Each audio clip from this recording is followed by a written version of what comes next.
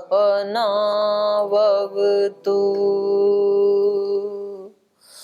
सहनौ भुनक्तु सह वीर्यं करवावहै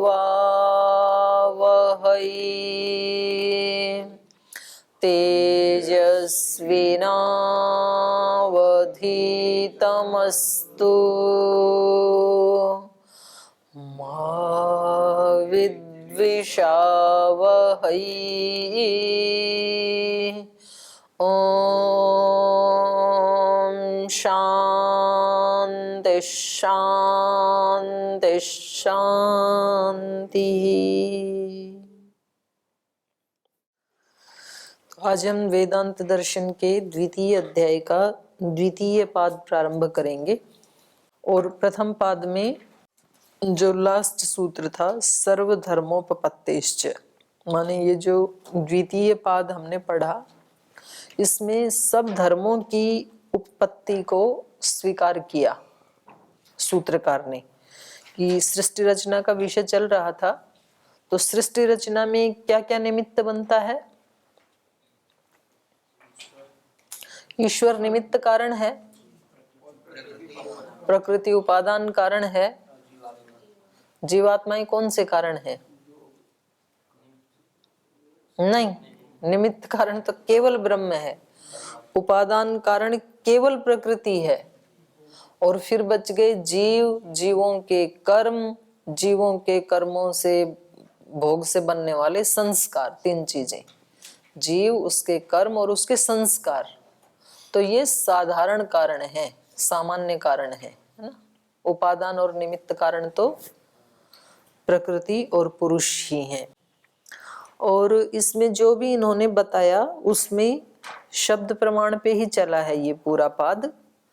अब अगले पाद में, द्वितीय पाद में, इसमें भी शब्द प्रमाण आएंगे, लेकिन शब्द प्रमाण कम है, तर्क ज्यादा है। तर्क की दृष्टि से ज्यादा इसको सिद्ध किया जाएगा। ये सृष्टि का निर्माण कैसे हुआ, किसने किया, बहुत ज्यादा इस पे लंबी चर्चा चलती है वेदांत पे। तो इसका कारण क्या है? क्योंकि और तो कुछ बचा ही नहीं है ना। सूक्ष्म चीजें तीन ही तो हैं, और उन तीनों चीजों को सूक्ष्मता से जानने के लिए उसके ऊपर कितना ये चिंतन, मनन, मंथन, विचार, ये कितना सारा कर रहे हैं। क्योंकि अगर ये अंतिम तीन सत्य या तीन में से एक सत्य भी ठीक से व्यक्ति को आत्मसात हो जाए तो फिर ये जीवन की सार्थकता है। तो इसलिए ये इनका मुख्य विषय जो है वो यही है, ब्रह्म को, प्रकृति को और जीव के स्वरूप को समझना। तो अब ये द्वितीय पाद में प्रारंभ करते हैं, उसी को थोड़ा आगे बढ़ा रहे हैं। जो प्रसंग चल रहा था द्वितीय पाद में, उसी प्रसंग को आगे बढ़ा रहे हैं। और प्रथम सूत्र में कह रहे हैं रचनानुपपत्तेश्च नानुमानम। कह रहे रचना अनुपपत्तिश्च, रचना की अनुपपत्ति होने से, न अनुमानम। अनुमानम का अर्थ यहाँ इन्होंने जो प्रत्यक्ष अनुमान प्रमाण जो होते हैं उसका ग्रहण नहीं है। अनुमानम, अनु मतलब पीछे और मानम मतलब नियति, जिसको बाद में जाना जाता है। तो पहले क्या होता है? कारण होता है, और बाद में कार्य को जाना जाता है उससे। तो यहाँ अनुमान का मतलब है सृष्टि, क्योंकि पहले प्रकृति उसका कारण होती है, ब्रह्म उसका निमित्त कारण होता है, उसके बाद कहीं जा करके सृष्टि की रचना को, इस कार्य रूप सृष्टि को जाना जाता है, उसकी विकृति को। तो इसलिए यहाँ इसका अर्थ हो जाएगा निर्माण की क्रिया में बाद में जानी जाने वाली, अर्थात सृष्टि।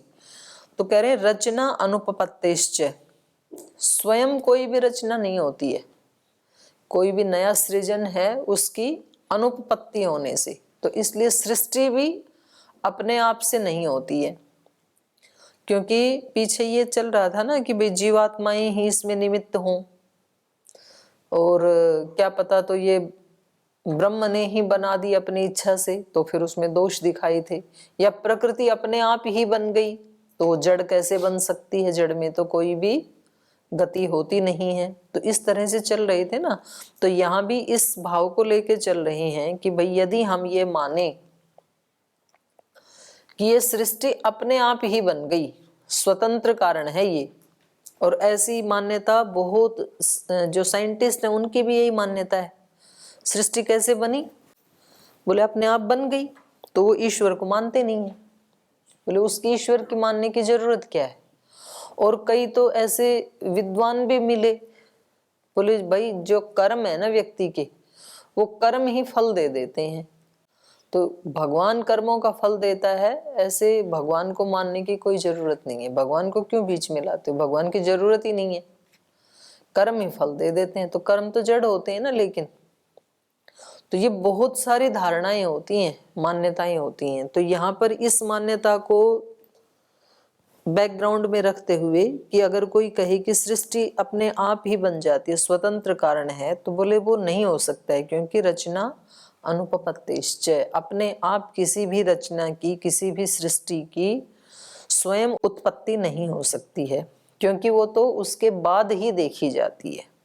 रचना अनुपपत्तिश्च न अनुमानम, क्योंकि जो कार्य होता है वो बाद में देखा जाता है, पहले कारण होता है, पहले कारण को जानेंगे तो फिर बाद में कार्य जाना जाता है। यथा च पूर्वमुक्तम सन्निहिते सूत्रे सर्वधर्मोपपत्तिश्च परमात्मा जगतो निमित्त कारणम तेन अधिकृतम ही प्रकृत्याख्यम व्यक्तम उपादानम कारणम भवति तत्तु खलु अनुमानम वस्तु।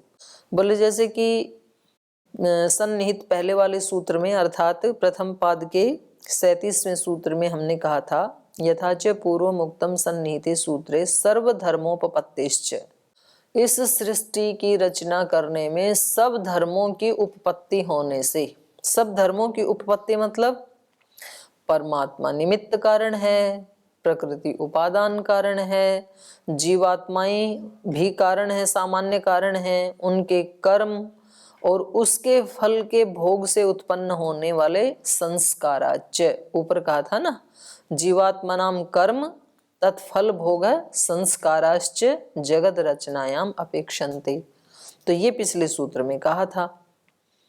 तेना अधिकृतम, तो उसी बात को अधिकृत करके प्रकृत्याख्यम अव्यक्तम उपादानम कारणम भवति, प्रकृति नाम का जो मूल अव्यक्त कारण है उसको उपादान कारण कहा है। तत्तो खलु अनुमानम वस्तु, तो कह रहे हैं वो जो प्रकृति है वो तो क्या है, अनुमानम वस्तु।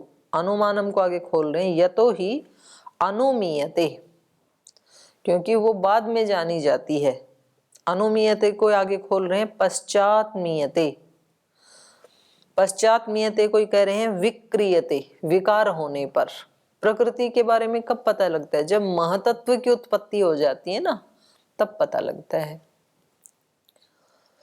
तो कहा विक्रियते यत् तद अनुमानम तत् कथमपि स्वतंत्रम कारणम नास्ति, तो बोले जो अनुमान है, अनुमान मतलब जो विकृत हुआ है, किसी विकार को प्राप्त हुआ है, जो बाद में जाना जा रहा है, वो किसी भी तरह से स्वतंत्र कारण तो हो ही नहीं सकता है, क्योंकि कारण तो सबसे पहले जाना जाता है ना, बाद में थोड़ी जाना जाता है कारण। और ये तो पश्चात्मीयते, कुतः क्यों ऐसा, रचना अनुपपत्तिश्च, रचनाया अनुपपन्नत्वात्, कोई भी रचना अपने आप हो नहीं सकती है। अव्यक्तम प्रधानम जड़म अस्ति, जो प्रधान है जिसको अव्यक्त कहते हैं हम, वो तो जड़ है।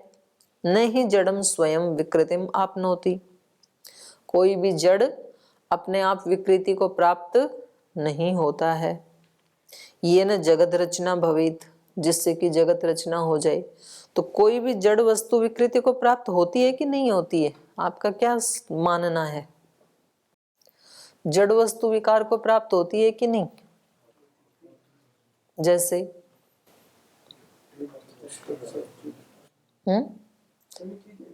विकार को प्राप्त हो जाएंगी। रखे रखो टेबल को 1 महीना, क्या बनेगा इससे क्या नई चीज बनेगी? विकार क्या आएगा इसमें? कुर्सी बनेगी क्या?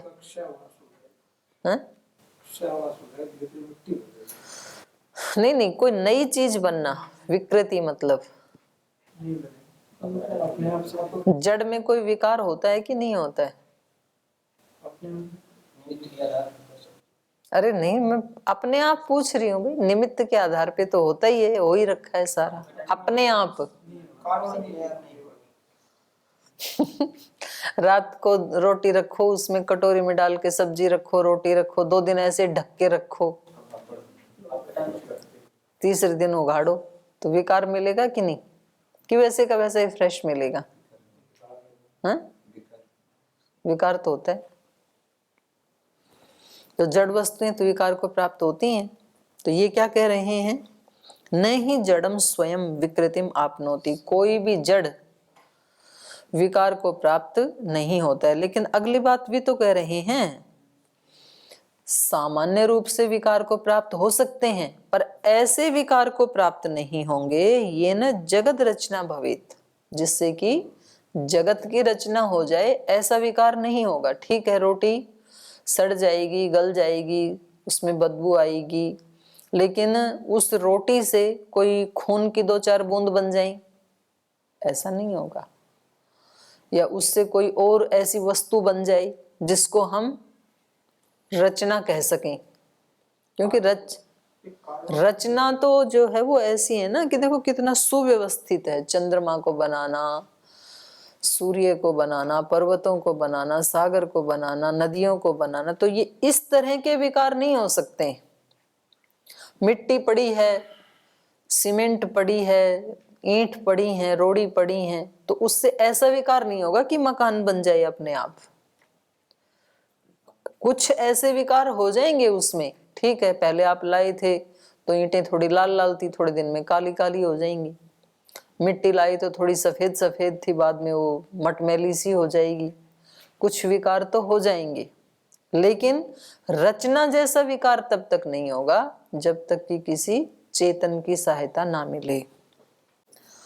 न ही जड़म स्वयं विकृतिम आपनोति ये न जगत रचना भवेत मृत्तिकापि घटादि रूपे कुंभकारम चेतनम निमित्त कारणम अपेक्षा एव विकृतिम आपद्यते। बोले हम देखते हैं लोक में मिट्टी आदि भी जो है वो भी घटादि रूपे, जब उसको घटादि के रूप में विकार को प्राप्त करना है मिट्टी को, तो कुंभकारम चेतनम निमित्त कारणम अपेक्षा एवं विकृतिम आपद्यते, तो उसके लिए कोई चेतन चाहिए, कोई कुम्हार आदि चाहिए, वो ही उससे घट बना सकता है। तो रचना के रूप में तो किसी चेतन की जरूरत पड़ेगी। रचना का मतलब होता है एक सुव्यवस्थित कोई द्रव्यांतर की उत्पत्ति। और यहाँ पर चकार भी लगाया, रचना अनुपपत्तेश्च, तो कह रहे हैं चकारो अत्र प्रकृत्याः जगत कारणत्वे तर्क बलेन स्वातंत्र प्रतिषेधात् समुच्चयार्थ। यहाँ चकार जो है वो किसके लिए है? प्रतिषेध को जोड़ने के लिए, कि जैसे कोई भी रचना अपने आप नहीं होती है बिना चेतन की सहायता के, वैसे सृष्टि भी केवल प्रकृति अपने आप इस स्वतंत्र कारण के रूप में, इस रचना के रूप में, सृष्टि कार्य के रूप में परिवर्तित हो जाए, परिणमित हो जाए, ऐसा नहीं है। प्रकृत्या जगत कारणत्वे, प्रकृति के जगत के कारणत्व में तर्क बलेन, तर्क के बल से स्वातंत्र प्रतिषेध समुच्चयार्थ, इसकी स्वतंत्रता का प्रतिषेध करने के लिए, उसको भी इसमें शामिल करने के लिए यहाँ समुच्चयार्थ यहाँ पर चकार को पढ़ा है। ननु प्रकृतौ प्रवृत्ति शक्तिरस्ति तया सा प्रवर्तमाना सती जगत रूपम धारयति इति अत्र उच्यते। कह रहे प्रकृति में तो प्रवृत्ति की शक्ति है, प्रकृति अपने आप ही प्रवृत्ति को प्राप्त होती है, तो उसमें पहले से ही ये शक्ति है कि वो प्रवृत्त हो जाए किसी रचना में। प्रकृतौ प्रवृत्ति शक्ति अस्ति, उसमें तो प्रवृत्ति की शक्ति है। योग दर्शन में वो चतुर्थ पाद में तीसरा चौथा जो सूत्र है, क्या है? प्रकृति नाम जन्म औषधि मंत्र तप समाधि ज सिद्धयः जात्यांतर परिणाम प्रकृत्या पुरात्, तो वहां है ना, जात्यांतर परिणाम किससे हो जाते हैं? प्रकृत्यापूरात, प्रकृति के आपूर से।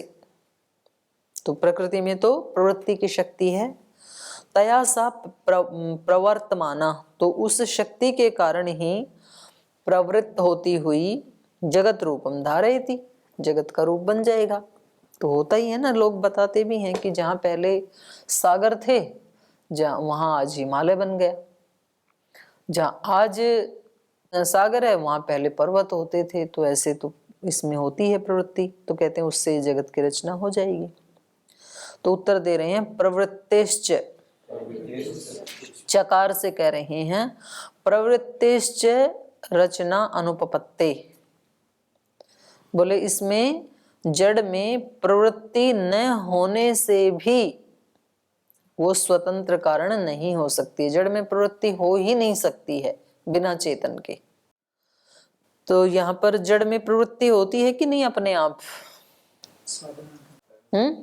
दूध जम जाता है अपने से जम जाता है ना दूध। तो ऐसे तो बहुत सारे परिवर्तन हो ही जाते हैं।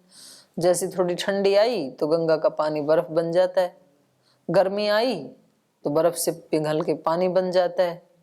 तो अपने आप होते हैं कि नहीं? और जो जंगल हैं उनमें तरह तरह के जो वनस्पतियां औषधियां उगती हैं, तो किसी ने जाके वहां बीज थोड़ी लगाई थी। और कभी कभी तो पत्थर में से पीपल निकल आता है, वट वृक्ष निकल आता है, तो वहां किसने बोया था? तो अपने आप तो बनता है ना। तो उन उदाहरणों को देकर के ही ये जो वैज्ञानिक है, साइंस है, वो कहती है कि ये अपने आप हो रहा है सब। लेकिन सूत्रकार उसको मना कर रहे हैं। वो कहते हैं जड़ में प्रवृत्ति नहीं होती है। प्रवृत्तिश्च न चकारात रचनानुपपत्तिश्च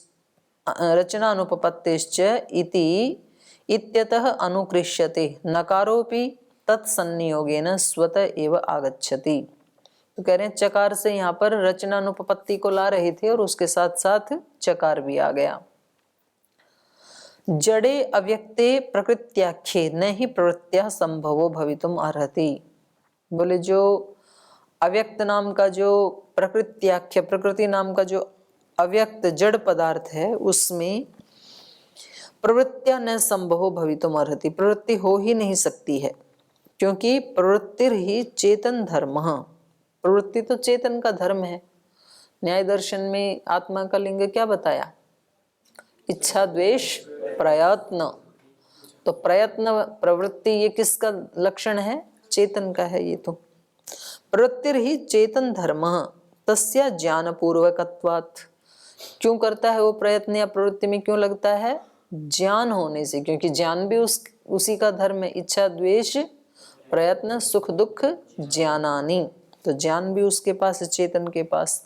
तो उसका ज्ञान किसी चीज को प्राप्त करने के लिए प्रेरित करता है और किसी चीज को हटाने के लिए प्रेरित करता है। सुखदायी को प्राप्त करना चाहता है, दुखदायी को हटाना चाहता है। तो प्रवृत्ति तो वहीं तो होगी ज्ञान पूर्वक ही। प्रकृति में ऐसा ज्ञान है नहीं। तो कह रहे हैं ज्ञान पूर्वकत्वात् पुनः कथम सा जीवानां भोगाय न नाना भोग पदार्थेषु परिणता स्यात्। जब उसके पास ज्ञान नहीं है, जब उसके पास प्रयत्न नहीं है, तो कैसे वो इन जीवों के भोग के लिए अनेक भोग पदार्थों के रूप में परिणत हो सकती है? क्योंकि प्रवृत्ति हमेशा चेतन में ही होती है, चेतन का धर्म है। प्रवृत्ति ही चेतन धर्म है। दृश्यते ही लोके, लोक में भी देखा जाता है ये। लोके या व्यक्ति ही अन्यस्मै स्वात्मानं समर्पयति स व्यक्ति ही चेतन धर्म युक्ता भवति।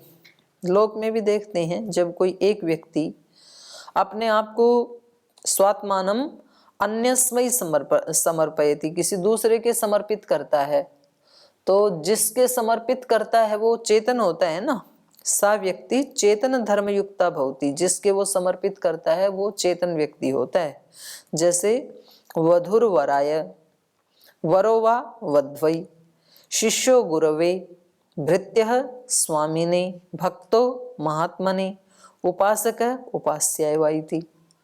तो लोक में कोई वधू अपने आप को वर के समर्पित कर देती है, या तो कहीं कोई वर अपने आप को वधू के समर्पित करता है तो वो चेतन है ना जिसके समर्पित किया जाता है। ऐसे ही शिष्यो गुरवे, कोई शिष्य अपने आप को गुरु को समर्पित कर देता है तो गुरु क्या है?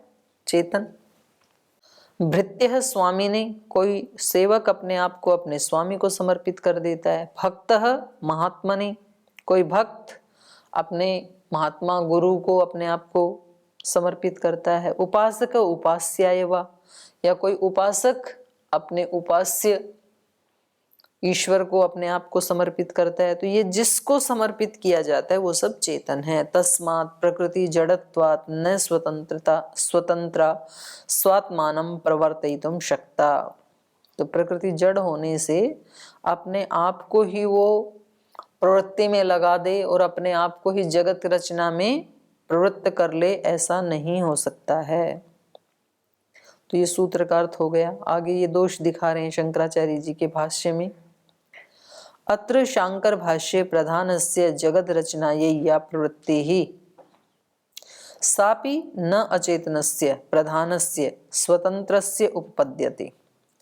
कह रहे हैं इस सूत्र में जो शंकराचार्य जी ने जो भाष्य किया है वहां पर प्रधानस्य जगत रचनायै या प्रवृत्ति ही, जो प्रधान प्रकृति है, मूल प्रकृति, जगत की रचना में जो उसकी प्रवृत्ति है, सह अपि न अचेतनस्य प्रधानस्य, तो वो गति उन्होंने भी यही माना है कि वो उस अचेतन प्रधान मूल प्रकृति की नहीं है।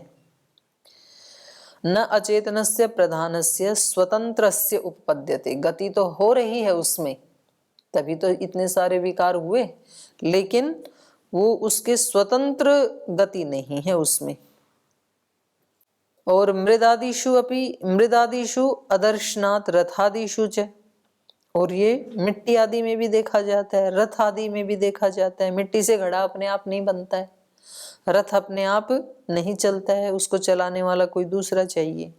नहीं मृदादयो रथादयो वा स्वयं अचेतना संतः चेतने कुलालादिभि अश्वादिभिर्वा अनधिष्ठिता विशिष्ट कार्याभिमुख प्रवृत्तयो न दृश्यन्ते। नहीं यहाँ आ जाएगा, नहीं दृश्यन्ते। कह रहे हम देखते हैं कि मृदादयो रथादयो वा, मिट्टी आदि या रथ आदि जो स्वयं कैसे हैं? अचेतन। अचेतना संतः चेतनैहि कुलालादि भी, तो किसी चेतन, कुलाल मतलब कुम्हार आदि के द्वारा मिट्टी से घड़ा वो बनाता है ना, और जो रथ है वो अश्वादि भी, उसमें कोई बैल आदि जुड़ता है, ऊंट बैल आदि, तब रथ चलता है, या घोड़े जुड़ते हैं, बैल जुड़ता है। तो कहा कुलाल आदि भी अश्वादि भिर्वा अनधिष्ठिता, जब तक उनसे अधिष्ठित ना हो, किसी चेतन से अधिष्ठित ना हो, तब तक विशिष्ट कार्याभिमुख प्रवृत्तयो नहीं दृश्यन्ते, तो किसी विशिष्ट कार्य के अभिमुख उनकी प्रवृत्ति नहीं देखी जाती है। ये शंकराचार्य जी ने अपने भाष्य में कहा है। तो कह रहे हैं इति कथनात् गम्यते, इस कथन से पता चल रहा है प्रधानस्य अचेतनस्य स्वतंत्रस्य जगत रचनायै प्रवृत्तिर न भवति। तो कह रहे हैं ये हम भी यही बात कह रहे हैं, अब की बार खंडन नहीं किया, उनकी पुष्टि की है कि शंकराचार्य जी ने भी इस सूत्र में अपने भाष्य में यही लिखा है कि स्वतंत्र रूप से प्रधान में गति नहीं हो सकती है। परतंत्रस्य परमात्मा अधीनस्य प्रधानस्य तो भवति इति, बल्कि गति तो हो रही है, तो इससे क्या आया कि खुद की नहीं है बल्कि परमात्मा के अधीन उसमें प्रधान में गति हो रही है। तो उनका तो मानना ही यही है कि ब्रह्म के अलावा और कोई नहीं है। तो कह रहे हैं तर्हि प्रधानम अत्र स्वीकृतम, तो चलो कम से कम इस भाष्य से ये तो निकल के आया कि वो ब्रह्म के अलावा प्रकृति को भी स्वीकार करते हैं, प्रधान को स्वीकार तो किया। तो कोई व्यक्ति जैसे जो सत्य है उसको कितना भी तोड़ने मरोड़ने की कोशिश करे, लेकिन कहीं ना कहीं तो वो सत्य निकल ही जाएगा उसके मुख से।